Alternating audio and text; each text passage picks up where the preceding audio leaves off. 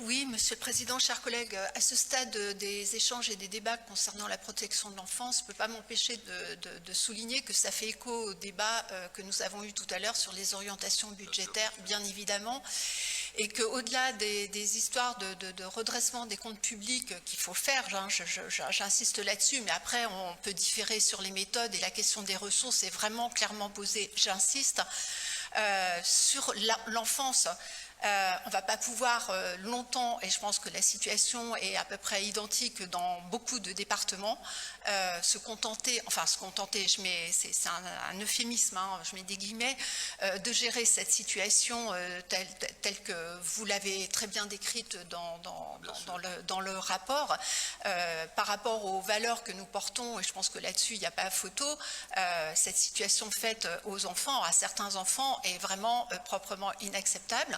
Ça renvoie aussi à ce qu'est notre société. Donc, en tant qu'engagé, on a forcément des responsabilités. Et du coup, je pense qu'au niveau du débat national, il faut les uns et les autres, là où on est, vraiment impulser quelque chose de l'ordre de cette priorité, enfin d'une priorité, mais qui doit s'inscrire aussi dans la durée. Parce que quand on entend santé mentale, priorité 2025, on sait très bien que pour réparer et même éviter d'avoir à réparer, donc c'est tout le sujet de la prévention, ça s'inscrit dans une durée avec des programmations pluriannuelles et des objectifs clairement posés pour embarquer l'ensemble du pays, des collectivités et des acteurs professionnels qui doivent être reconnus, accompagnés, formés et rémunérés à la hauteur de ce type d'ambition. Et je dis ça pour les enfants, les jeunes, mais on va voir exactement, on l'a déjà, pour les personnes âgées avec le vieillissement de la population.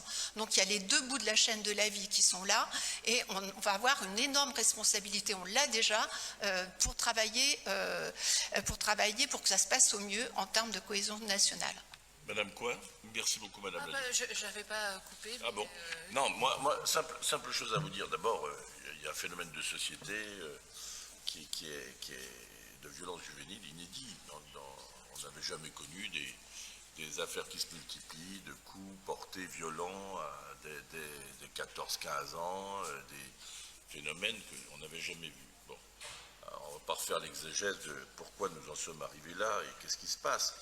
Mais en tout cas, une chose est sûre, vous avez raison de dire qu'il faut qu'on apporte des réponses et qu'on ne peut pas laisser les départements seuls face à cette responsabilité-là.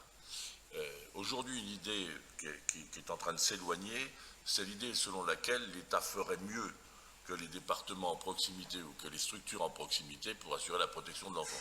Il reste quelques personnes qui le disent, dont un dénommé M. Loufoque, qui le porte urbi et turbi, mais franchement, le retour des dates en temps, plus personne n'y croit. Moi, j'ai vu Perrine Goulet ou d'autres qui conduisent, et la présidence de la commission d'enquête que je vais être auditionné à la fois comme président de département mais aussi comme président du département de France, je vais y participer.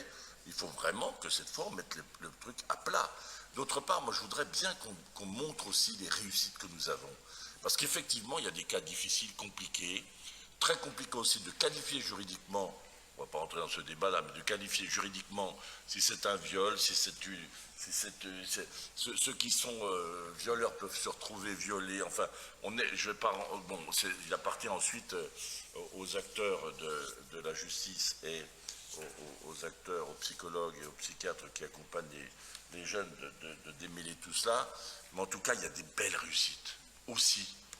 Et moi, vous savez, on a fait on les a aussi engagés à libérer la parole, parce qu'ils peuvent alerter aussi sur leur propre situation. Madame la députée, oui, excusez-moi, non, c'était juste pour... On a mis même des livres pour libérer la parole, des groupes de libérer la parole, d'expliquer, de dire ce qu'ils subissent, ce qu'ils vivent. On a un réseau d'alerte aussi interne pour que les jeunes eux-mêmes puissent alerter quand ils vivent une situation difficile ou qu'ils ont le sentiment de ne pas être suffisamment écoutés dans leurs difficultés. On a mis en place ce petit groupe de paroles précisément avec le concours d'éloquence.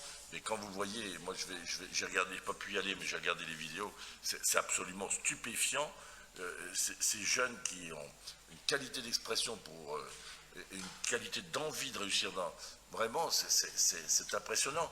Donc il ne faut pas résumer la protection de l'enfance aux difficultés qu'on traverse. Il y a aussi de beaux parcours.